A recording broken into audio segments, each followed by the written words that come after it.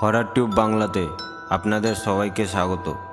শুরু হতে চলেছে আজকের নতুন পর্ব। অমাবস্যার রাতে নববধূর উপর করা কালা জাদুর ঘটনা। সময়টা ছিল 2017 সালের দুর্গাপুজোর নবমী। নৈহাটির থেকে শিয়ালদা লোকালে চেপে রাহুল ও দীপান্বিতা কলকাতার ঠাকুর দেখতে এসেছিল। পরিচয়টা কাজের সূত্রে কলিগ হিসাবে হলেও এখন তাদের মধ্যে গত 4 বছর ধরে প্রেমের সম্পর্ক।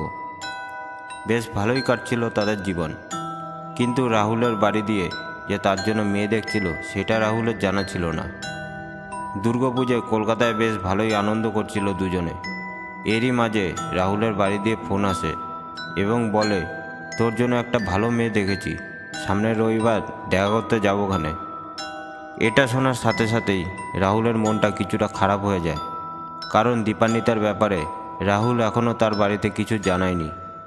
দীপান্বিতা তাকে যেই জিজ্ঞেস করলো যে বাড়ি দিয়ে কী বলল, কিন্তু রাহুল তাকে কিছু জানালো না, কারণ এসব শুনে যদি দীপান্বিতা কষ্ট পায়।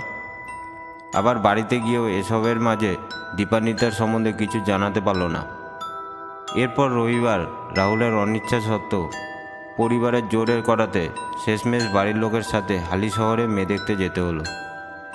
এবং মেয়েদের বাড়িতে পৌঁছাবার পর রাহুল এবং তার বাবা মাকে খুব সুন্দরভাবে আপ্যায়নও করা হলো। কিন্তু রাহুল চুপচাপই বসেছিল, যেন কোনো মতে মেয়ে দেখা হয়ে গেলে বাড়ি যেতে পারলেই বাঁচে। কিন্তু যখন মেয়েটি তাদের সামনে এলো এবং রাহুলদের বাড়ির লোকের সাথে আলাপ করলো, তখন রাহুল জানতে পারল মেয়েটির নাম ছিল রিয়া। মেয়েটি দেখতে অপরূপ সুন্দরী ছিল এবং মেয়েটিকে দেখে ও তার কথাবার্তার ব্যবহার দেখে রাহুলেরও মেয়েটিকে পছন্দ হতে শুরু হয়। এর কিছুদিন পর থেকে রাহুল ও রিয়ার মধ্যে ফোনে কথা হতে লাগলো এবং অবশেষে রাহুল রিয়ার সাথে বিয়েতে রাজি হয়ে গেল। অপরদিকে দীপান্বিতা এসব কিছুর ব্যাপারে কিছুই জানতো না, আর রাহুলও তাকে এসব কিছু কিভাবে জানাবে বুঝে উঠতে পারছিল না। এবং বেশ কিছুদিন ধরে রাহুল দীপান্বিতাকে এড়িয়েও চলতে লাগলো।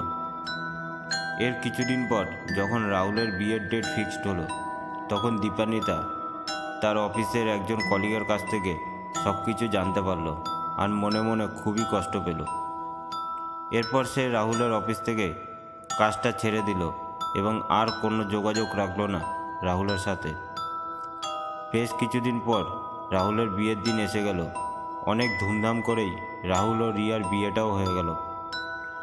এরপর 3-4 মাস কেটে গেল। বেশ সুখেই দিন কাটছিল তাদের। এরই মধ্যে একদিন দুপুরে রাহুল অফিসে ছিল আর রিয়া বাড়িতে ঘরের টুকটাক কাজ করছিল এবং রাহুলের বাবা মা তাদের ঘরে ঘুমিয়েছিল। হঠাৎই কলিং বেল বেজে উঠল। তখন রিয়া ভাবতে লাগলো, এই দুপুরবেলা আবার কে আসলো। তারপর গিয়ে যে দরজাটা খুলল, দেখলো বাইরে একটি মেয়ে এসেছে। সেই মেয়েটি আর কেউ নয়, দীপান্বিতা ছিল। কিন্তু রিয়া দীপান্বিতাকে চিনত না, তাই দীপান্বিতা তাকে বলল সে রাহুলের বন্ধু হয়। বিয়ের সময় আসতে পারেনি, কলকাতার বাইরে ছিল বলে। এতদিন পরে কলকাতায় আসার পর আজ দুপুরটা একটু ফাঁকা সময় ছিল, তাই তাদের সাথে দেখা করতে চলে আসলো। তখন রিয়া খুশি হয়ে তাকে ঘরে এসে বসতে বলে। তারপর রিয়া বলল, রাহুল তো এখন ঘরে নেই, অফিসে গেছে, সেই রাতে আসবে। তখন দীপান্বিতা বলল, এ বাবা, রাহুল এখন বাড়িতে নেই? আমি তো ভেবেছিলাম তোমরা দুজনেই বাড়িতে আছো হয়তো, আর আমরা তো এক বিকেল পর্যন্তই সময় আছে, তারপর বেরিয়ে যেতে হবে, একটু কাজ আছে। কিন্তু দীপান্বিতা ভালো মতোই জানতো যে এই সময় রাহুল অফিসে থাকে আর তার আস্তে আস্তে রাত হয়ে যাবে। তখন রিয়া বলল, তাহলে আর কি করবে বলো, আজকে না হয় আমার সাথে একটু গল্প হয়ে যাক, পরে অন্য একদিন ছুটি দেখে আসলে আমাদের দুজনের সাথেই একসাথে দেখা হয়ে যাবে। দীপান্বিতাও তখন তার কথায় হেসে বলল, হ্যাঁ নিশ্চয়ই আসবো ওখানে। তারপর রিয়া রান্নাঘরে চলে গেল দীপান্বিতার জন্য চা বানাতে। এই সুযোগে দীপান্বিতা রিয়ার কোনো জামা কাপড় খুঁজতে লাগলো, আর খুঁজতে খুঁজতে টেবিলের উপরে রিয়ার একটি চুড়িদারের ওড়না পেয়ে গেল।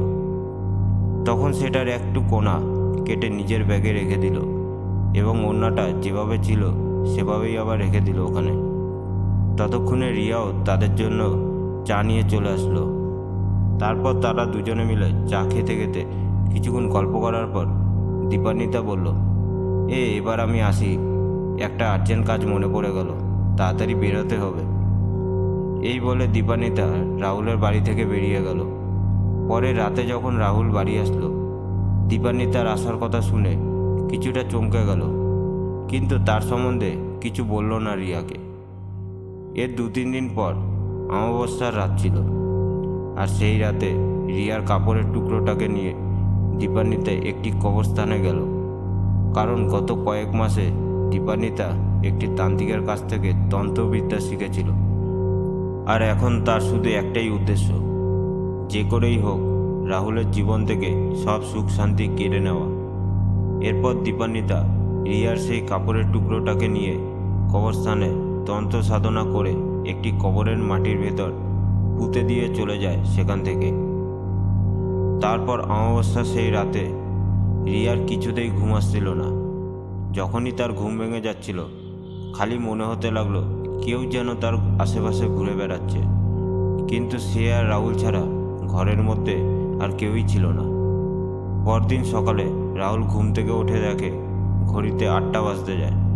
সাধারণত প্রতিদিন সকালে রিয়া আগে ঘুম থেকে উঠে যায় এবং তারপর সকাল 7টার দিকে রাহুলকে ডেকে দেয় অফিসে যাওয়ার জন্য, কিন্তু রিয়া আজ এখনও ঘুমিয়ে রয়েছে।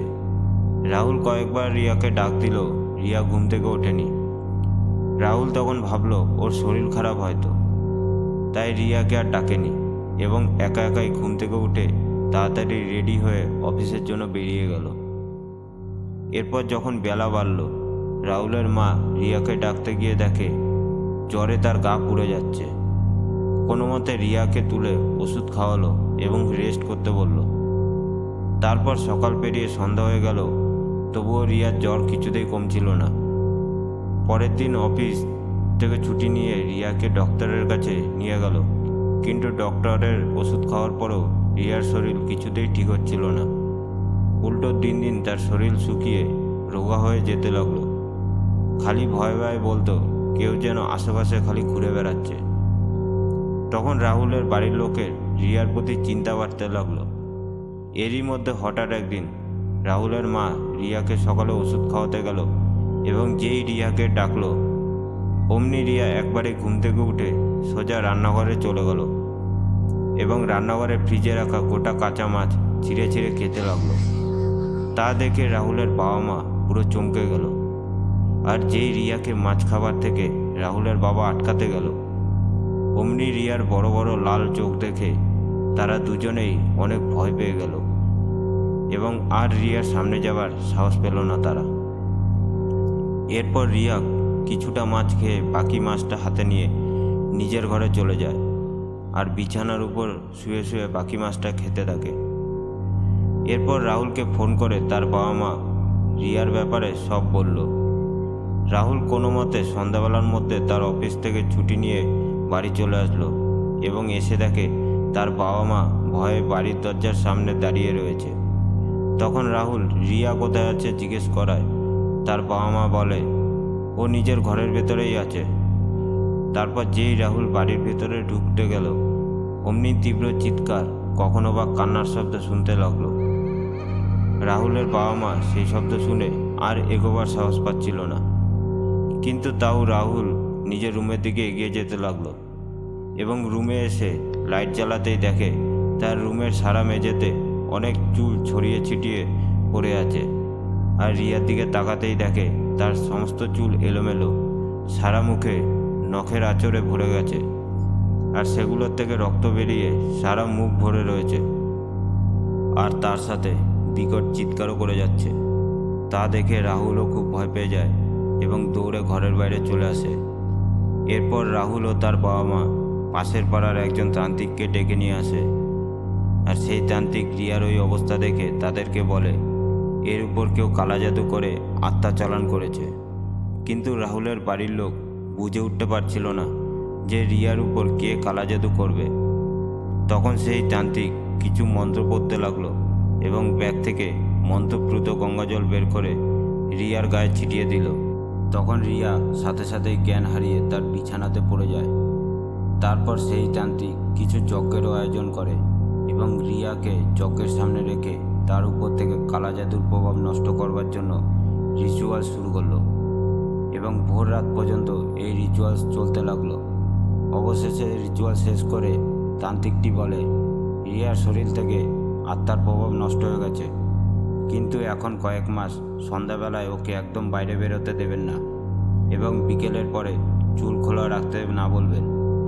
পরের দিন থেকে রিয়া আবার সুস্থ হয়ে গেল, আগের মতন আর সে স্বাভাবিক নেই। সারাক্ষণ চুপচাপই থাকতে লাগলো সে, কারণ রিয়ার শরীর থেকে আত্মার প্রভাব চলে গেল, তার জীবন থেকে কালা জাদুর প্রভাব গেল না। তার আশেপাশে আত্মার উপস্থিতি সে সবসময় বুঝতে পারত এবং রাতের বেলাও ঘুমোতে পারত না। ঘুমোতে গেলেই চারিদিক থেকে তার কানে কান্নার শব্দ ভেসে আসত। এভাবেই বেশ কিছুদিন যাওয়ার পর একদিন বিকেলে রিয়া এসব কিছু আর সহ্য করতে না পেরে ফাঁসি দিয়ে মারা গেল। অবশেষে দীপান্বিতার তার প্রতিশোধও পূরণ হয়ে গেল, কিন্তু তার এই রাহুলের প্রতি প্রতিশোধের বলিদান একটি নিরীহ মেয়ের জীবন কেড়ে নিল। হরর টিউব বাংলার ঘটনাটি আপনাদের ভালো লেগে থাকলে সাবস্ক্রাইব করে দিয়ে আমাদের পাশে থাকবেন।